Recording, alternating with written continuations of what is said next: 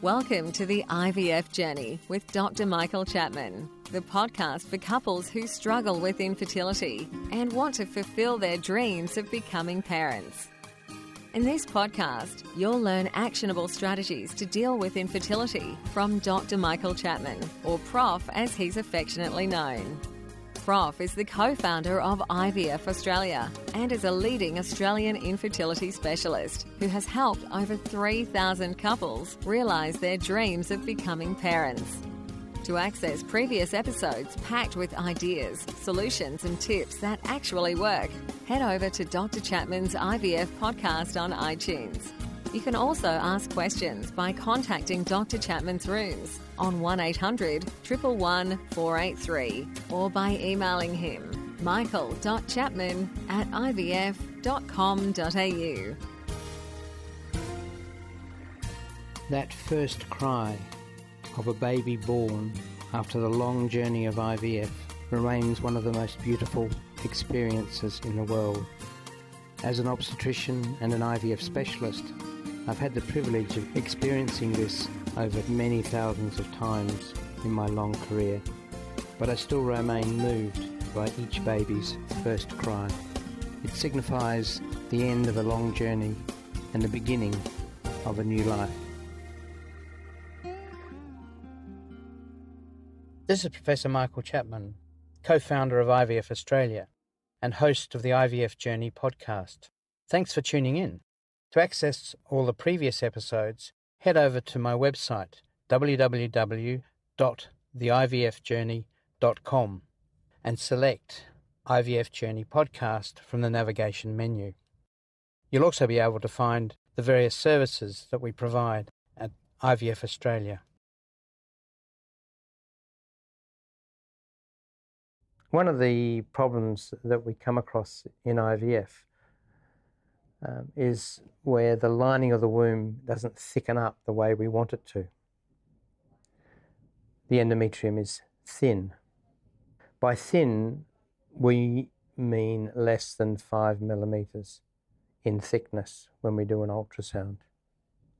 We know from studying thousands of women that the ideal thickness of the lining of the womb is somewhere between 6 and 12 millimeters. That's when the highest pregnancy rates occur. If you go beyond 14 millimeters or less than 5 millimeters, the pregnancy rates do drop off. That thin endometrium is probably caused by the lack of hormonal stimulation or a reluctance of the lining to respond to hormones. We don't actually understand why.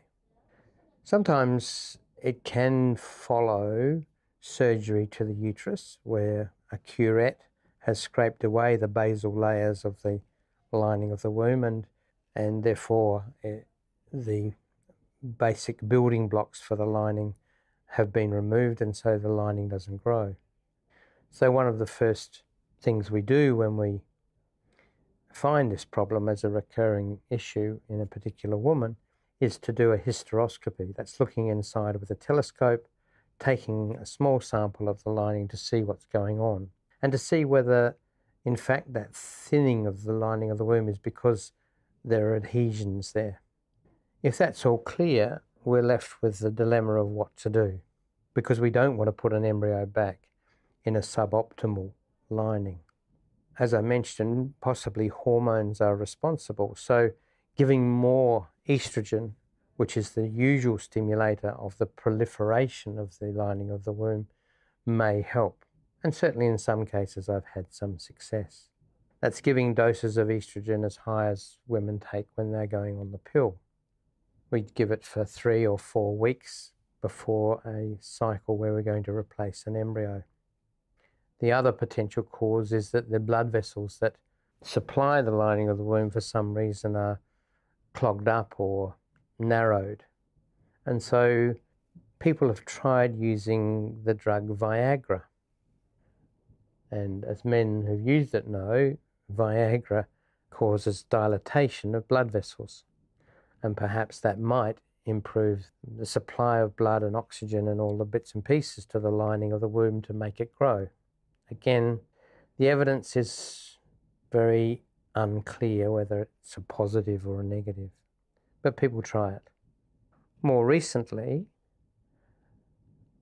there has been some experimental work done using growth factor, colony-stimulating growth factor, and injecting it into the uterus on 3 or 4 occasions during the build-up towards an embryo transfer. The early results seem optimistic, but randomized controlled trials have not yet proven any benefit. But we'll wait and see. What we also know is that from cycle to cycle you can get changes in the thickness of the womb. So just because your lining is thin this time, it may be okay on a subsequent occasion. Ultimately, however, if the lining of the womb remains thin, we will try to put an embryo back, but knowing that the success rates may not be high. I certainly wouldn't put embryo after embryo back in that situation. And what we probably would be doing is talking to you about surrogacy. In other words, putting that embryo into a woman who has a normal lining of the uterus and letting her carry the baby.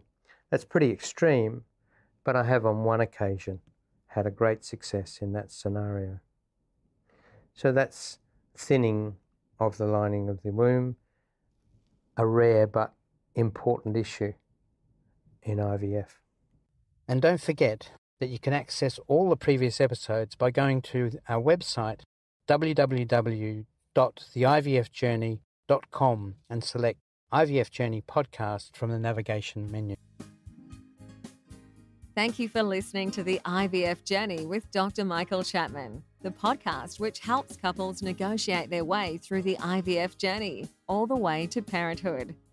You can also ask questions by contacting Dr. Chapman's rooms on 1-800-111-483 or by emailing him michael.chapman@ivf.com.au.